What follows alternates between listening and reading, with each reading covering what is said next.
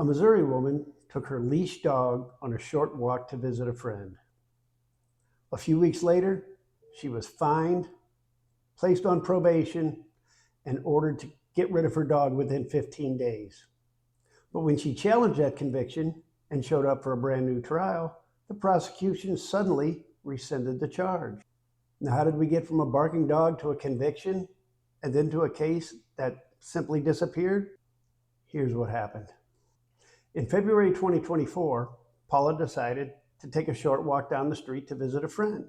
She put her dog on a leash and headed to her friend's apartment. As she approached the apartment building, she noticed two men working outside the apartment building and watching her closely. According to Paula, the men told her she wasn't allowed on the property and needed to leave. Paula says she knew the men from around town and she believed that they simply just didn't want her there. She told them she was just there to visit a friend, and she continued toward the apartment. According to Paula, the men became increasingly agitated, raising their voices at her and cursing at her. As the confrontation escalated, her dog began to bark. Paula doesn't dispute that her dog was barking. In fact, she says it was a normal reaction to two angry men yelling at the dog's owner. And according to Paula, her dog simply barked.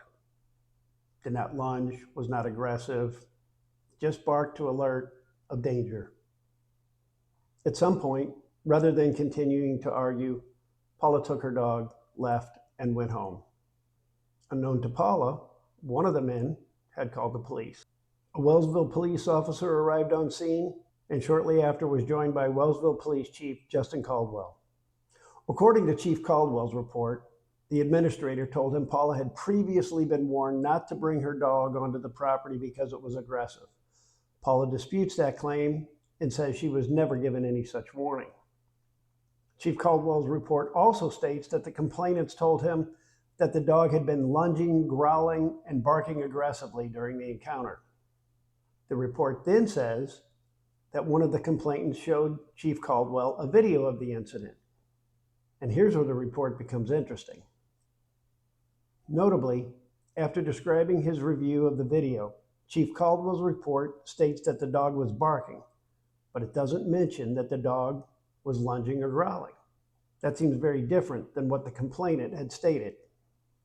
At this point, given the chief's report, you might expect that the chief would simply warn Paula not to return to the property. Instead, Chief Caldwell and another officer went to Paula's home and issued her a municipal citation for keeping a vicious animal. Believing the accusation was false, Paula decided she wasn't going to simply pay the ticket. She decided to fight it in court. Before we get to the outcome, there's another detail that becomes important. Chief Caldwell's report states that after watching the video, he told the complainant that he would need a copy of it. According to the report, the complainant agreed and said he would send it to the chief after work. Remember this detail. When Paula went to trial, she says that no video was introduced to evidence. No video was played for the judge.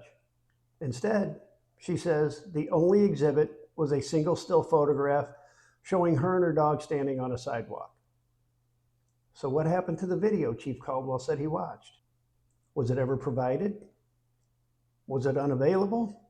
Was there another explanation? I don't know.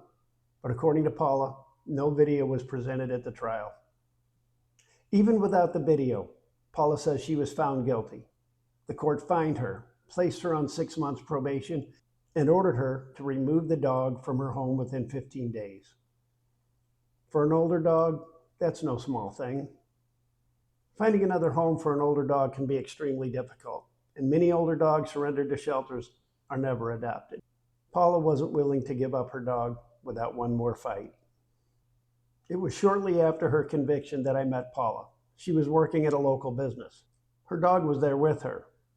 As customers came and went, the dog calmly remained behind the counter. I commented on how well behaved the dog was, and that's when Paula told me her story. She told me that someone had suggested that she challenge the municipal court's decision. So she went to the courthouse expecting to file an appeal. Instead, the case was transferred to the county circuit court for what's known as a trial de novo. or a completely new trial. I suggested to Paula that she request discovery.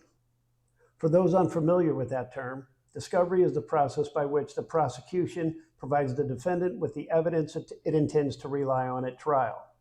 So Paula went and she filed a request for discovery. Weeks passed. I told her that if she still hadn't received the discovery by the trial date, she should simply bring her paperwork to court and explain the situation to the judge. I expected that the judge would likely postpone the case until the discovery issue had been resolved. But that's not what happened. On the day of her new trial, Paula walked into the courthouse expecting to defend herself. Instead, she was told something completely unexpected. The charge had been rescinded. There would be no new trial. The case was over. After everything she had gone through, the citation, the conviction, the fine, the probation, and the order to give up her dog, the prosecution simply withdrew the charge before the new trial even began. Now, you might think that was finally the end of Paula's ordeal, but it wasn't, because what happened next raises even more questions about this case and Chief Caldwell's handling of it. It seems that Chief Caldwell wasn't finished with Paula yet. We'll cover that in the next video. If you found this story informative, please like, subscribe, follow, and share. It helps more people see what's happening in Wellsville, Missouri, and helps support continued reporting on stories like this. Thanks for watching. I'll see you in the next one.